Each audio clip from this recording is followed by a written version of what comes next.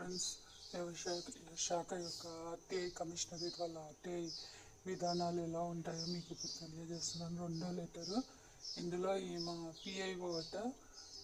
PIO జేడిఏ commissionerate admin అంటే administration సెక్షన్కి ఏం రాస్తుందంటే కొన్ని మొన్న 2025 ముందు 2025లో జరిగిన ట్రాన్స్ఫర్స్ ముందు ఎవరెవరు డెప్యుటేషన్స్లో ఉన్నారు, ఏ క్యాడర్లో, రీజన్ ఆఫ్ డెప్యుటేషన్, మళ్ళీ ట్రాన్స్ఫర్స్ అయిపోయినాక ఎవరికి డెప్యుటేషన్స్ ఇచ్చారు, ఎవరెవరు డెప్యుటేషన్స్లో ఉన్నారు, reason of deputation A cadre అని అడిగాం.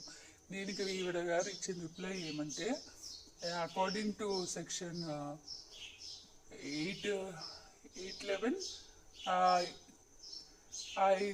ఇది ఇన్ఫర్మేషన్ ఇవ్వలేము, ప్రొవైడ్ చేయడానికి లేదు అంటే, హిడెన్ ఇన్ఫర్మేషన్ సీక్రెసీ అని మెయింటైన్ చేయడానికి ఇవ్వట్లేదు అంటే, సీక్రెసీ ఏముందమ్మా?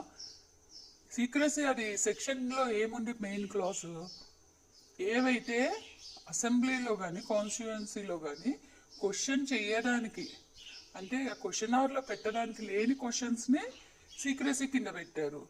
ఈ ట్రాన్స్ఫర్స్ డెప్యుటేషన్స్ సీక్రెసీ ఏంది?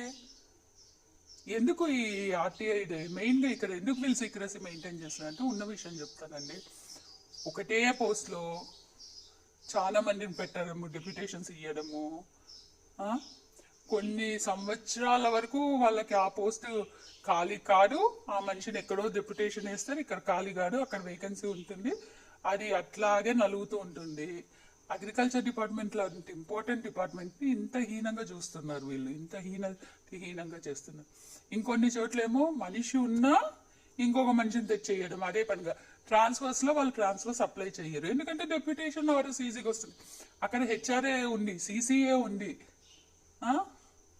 ఇక్కడ ట్రాన్స్ఫర్ అయ్యి పోస్టులకు వస్తే సిసిఎల్ రావు కదా. డెప్యుటేషన్లో ఉండి కూడా సిసిఎల్ తీసుకుంటున్నారు, హెచ్ఆర్ఏలు తీసుకుంటున్నారు. ఇదండి వీళ్ళ వాళ్ళకం. మీరు ఏమంటారో కామెంట్స్ చేయండి. Thank you.